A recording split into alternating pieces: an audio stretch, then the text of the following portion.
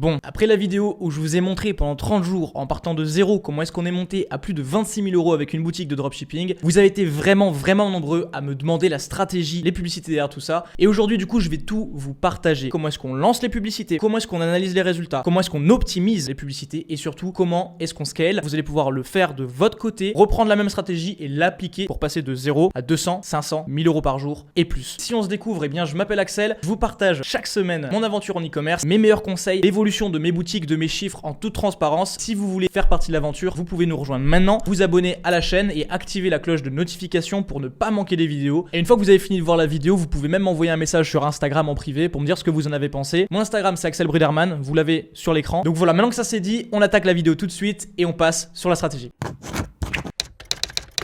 On va démarrer de zéro avec la stratégie de démarrage. Donc là, vous voyez que le 14 mai, on démarre, on n'a aucune vente. Et qu'est-ce qu'on met en place pendant cette phase de testing jusqu'au début du scaling? Donc là, vous voyez que la phase a duré à peu près 15 jours de testing. Et je vais vous expliquer pourquoi est-ce qu'on a justement pris autant de temps pour vérifier plein de choses. Vous allez très vite comprendre quel est l'intérêt derrière tout ça. Et dans un second temps, on va s'attaquer à la phase de scaling. Et vous voyez que ça s'est fait par plateau progressif jusqu'à l'explosion ici entre le 10 juin et le 12 juin de 1600 € par jour à plus de 2800 € par jour. Donc ça c'est une phase de scaling et c'est une belle courbe de progression. Et pour finir, vu que le cas d'étude s'arrête sur cette période, je vous expliquerai quoi faire dans les deux cas de figure. Donc soit les ventes continuent de monter, soit les ventes stabilisent voire diminuent. Je vous donnerai mon retour, mes conseils. Comme ça, vous ne serez pas perdu. Alors petit aparté, c'est important. Ce qui va faire la plus grosse différence entre une boutique qui est rentable ou non en suivant cette stratégie, ça va être qu'est-ce qui se passe derrière. Il faut voir Facebook, Instagram, TikTok, peu importe ce qu'on utilise, comme un moyen d'amener des clients sur sa boutique. Et ce qui va faire que le client achète ou non, ça va être tout l'ensemble derrière tout ça. La qualité de votre publicité, la qualité de votre message, la pertinence de votre produit, la pertinence de votre offre, etc. Le but étant bien sûr de convertir le client, de lui donner envie d'acheter maintenant tout de suite, pas demain, pas dimanche, pas sur Amazon, chez vous. Donc vraiment j'insiste là-dessus. Voilà, parenthèse fermée, on continue sur la stratégie. Alors premièrement, on travaille sur 24-48 heures pour cette phase de test numéro 1. Et l'objectif, ça va être de lancer une campagne. Donc notre première campagne publicitaire avec Facebook,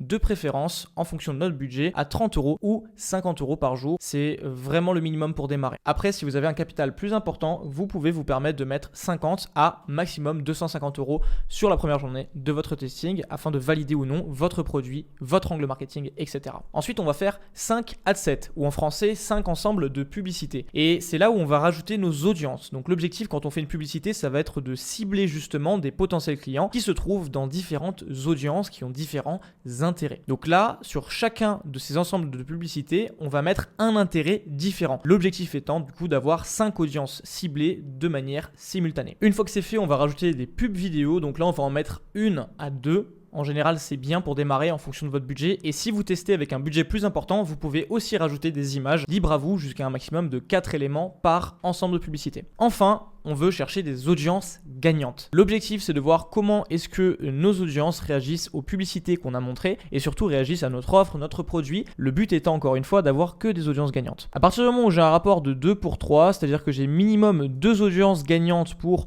3, soit break-even, donc ne gagne pas, ne perd pas, soit perdante, je me dis ok, on peut continuer sur la phase suivante. Alors la première campagne au 15 mai, c'est le premier jour de la boutique. Facebook nous donne 3 ventes, alors qu'en fait sur la première journée, on est déjà à 8 ventes, donc là il y a un gros problème dès le départ. Vous pouvez voir qu'on a dépensé 45 € sur la première journée, qu'on a généré 224 €, donc journée très rentable. Et c'est à ce moment-là où on se dit ok, il y a quelque chose à faire sur le produit. Par contre, il faut absolument qu'on règle le problème de suivi parce que Facebook nous donne des données complètement fausses. L'astuce qu'on a mise en place pour être sûr d'avoir les bons résultats pour nos publicités, ça a été d'utiliser Cometly. Donc c'est un logiciel qui s'intègre à vos publicités et à votre boutique pour vous partager les véritables résultats de chacune de vos publicités et vous pouvez facilement identifier d'où viennent réellement vos ventes sans avoir justement toutes ces pertes de données de la part de Facebook ou ces mauvaises informations. Vous avez 14 jours d'essai avec le lien que je vous mets dans la description. En plus, il vous donne 10% à vie sur votre abonnement. Cette petite pépite là que je viens de vous partager, elle fait la différence. Dites-moi en commentaire si vous la connaissiez, ça me fera plaisir un petit peu de voir qui connaît pas.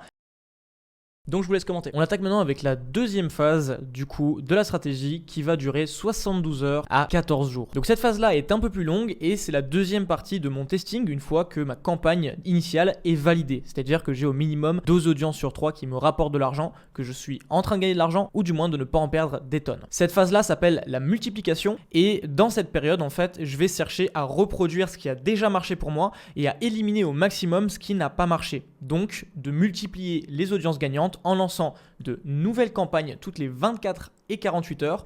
Donc là, ça va vraiment dépendre de votre budget. Si vous avez un budget serré, ce sera plus 48, 72 heures. Et si vous êtes beaucoup plus aisé niveau budget, vous pouvez y aller toutes les 24 heures sans aucun souci. Le but étant de trouver un maximum d'audience gagnante le plus rapidement possible. Augmentation du budget aussi des campagnes gagnantes. Ça fait partie de la stratégie. Et toutes les 24-48 heures, je vais augmenter de 10-20% le budget de mes campagnes qui sont en train de me rapporter des ventes. Donc là, encore une fois, l'intérêt, c'est de capitaliser sur les audiences qui sont gagnantes et de faire en sorte que ce qui marche déjà pour nous rapporte de plus en plus chaque jour. Et enfin, je vais créer de nouvelles publicités qu'on appelle de reciblage en français qui vont nous permettre de trouver les gens qui sont venus sur notre boutique sans acheter, qui ont montré un intérêt pour ce qu'on fait, pour notre offre, pour notre produit, mais qui n'ont pas encore mis la carte, et on va leur montrer de nouveaux éléments publicitaires. Donc ça peut être des promotions, ça peut être des images qui mettent un peu l'urgence, ça peut être des avis clients, ça peut être différentes expériences autour de l'utilisation du produit, comme un unboxing, le produit en pleine installation, encore une fois, le produit porté si c'est par exemple un accessoire. Le but étant ici de convaincre les indécis de venir passer commande. C'est dans cette phase où on va pouvoir vraiment travailler les fondations de toute notre campagne à plus grande échelle niveau dépenses de budget,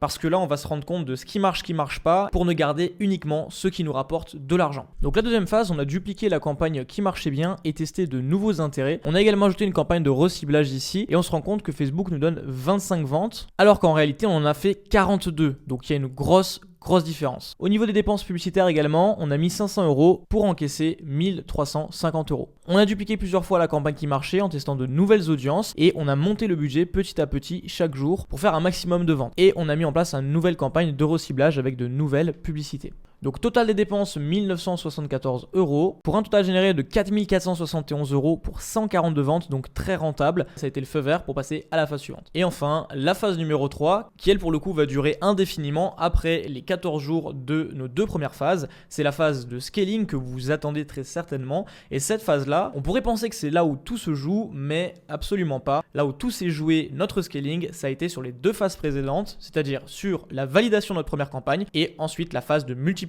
Une fois qu'on a tous les éléments qui fonctionnent, il suffit d'aller plus loin. Donc là, ce que je fais, c'est que je vais reprendre les audiences gagnantes et je vais les assembler sous une même campagne. Le but étant ici de rassembler, encore une fois, tout ce qui nous rapporte du profit et de mettre un budget très élevé sur la campagne. Donc ça peut être de 500 à 1000 €, peu importe. Et on prend les paris que ces audiences-là vont continuer de nous rapporter de l'argent avec des dépenses plus importantes. À garder en tête que vous n'êtes pas obligé de monter aussi cher au départ, surtout si vous n'avez pas une trésorerie énorme. Et sur cette boutique, on les avait lancés entre 100 et 200 €. Ça ne nous a pas empêché de faire de très beaux résultats. La deuxième phase ici, ça va être de lancer des audiences similaires. Donc en fait, d'utiliser nos données clientèle, donc nos acheteurs, les personnes qui ont montré de l'intérêt pour notre produit en ajoutant en panier par exemple, sans finaliser un achat. Et l'idée, c'est ici de demander à Facebook d'aller chercher des personnes au comportement similaire sur les réseaux sociaux, de manière à trouver du coup plus d'acheteurs potentiels pour nos produits. Je précise que lorsqu'on lance des audiences similaires, on les traite comme des audiences classiques, donc tout ce que je vous ai partagé sur les deux premières phases, c'est la même chose avec les audiences similaires. Enfin, pour la dernière phase, la partie la plus avancée, les enchères manuelles. Donc comment est-ce que ça fonctionne? Dans cette phase-là, on va capitaliser sur les audiences gagnantes et ici, il faut être prêt à investir un petit peu en test, de manière à trouver l'enchère idéale pour Facebook, qui reste rentable pour nous et qui nous amène un maximum de ventes. Et cette phase là, c'est la phase de croisière parce qu'une fois que les enchères manuelles sont mises en place, les audiences en général ici ne s'arrêtent plus de tourner. Et sur cette boutique, on l'a même pas encore mise en place. En dernière phase, on a plusieurs campagnes maintenant de scaling qui sont toutes lancées avec un budget plus important. On a différentes campagnes de testing au niveau des intérêts qui sont toujours là, toujours présentes, et on a nos campagnes de reciblage. Donc là, l'idée, c'est vraiment de multiplier un maximum nos campagnes en regroupant des audiences gagnantes, en montant le budget sur ce qui marche déjà, et pour la suite, après ça, lancer des audiences similaires.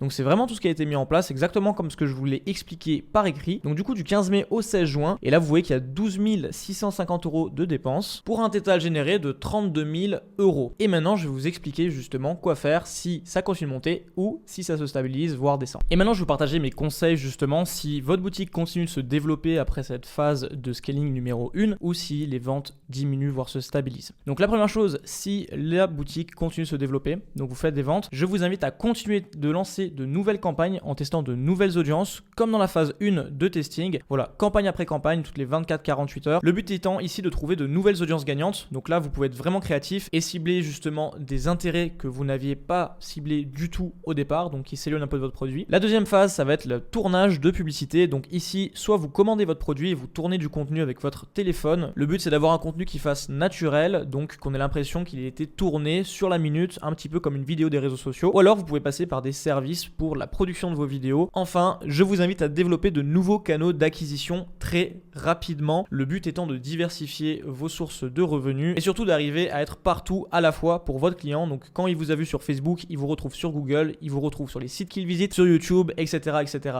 etc. Au plus vous avez de visibilité, au plus vous aurez de nouveaux acheteurs. Et encore une fois, il faut bien identifier ce qui est rentable pour vous ou non. Donc faites un maximum de tests à ce niveau. Dans le cas où vous n'êtes pas rentable, je vous invite à couper les audiences qui sont perdantes sans état d'âme. Même si ces audiences vous rapportaient de l'argent il y a encore quelques jours et que là ça fait une série de 3-4 jours sans vente, vous pouvez les couper, les relancer plus tard, libre à vous, ou alors vous pouvez décider vraiment de couper définitivement les audiences ou la campagne comme vous le souhaitez. Ensuite, vous allez relancer de nouvelles campagnes à petit budget, 50 € par jour par exemple, et le but ici c'est de redémarrer sur de bonnes bases avec de nouvelles audiences sans prendre trop de risques et trouver justement des audiences sur lesquelles capitaliser de nouveau et recommencer la même opération. Enfin, vous pouvez aussi tester de faire de nouvelles publicités, donc là vous n'êtes pas obligé de commander le produit. Par contre, vous pouvez regarder ce qui a été le plus rentable pour vous au niveau de l'angle, de l'approche, de l'offre et même de la façon dont était montée la publicité. Et là, vous pouvez faire quelque chose d'un petit peu mieux, d'un petit peu différent, mais en vous inspirant vraiment de ce cadre-là. Le but étant de renouveler un petit peu justement toute cette approche publicitaire et de voir si ça peut aider à relancer la boutique, lui donner un nouveau souffle. Voilà, on a fait le tour avec la stratégie. J'espère que c'est bien clair pour vous, que vous avez pris des notes et que vous n'avez pas juste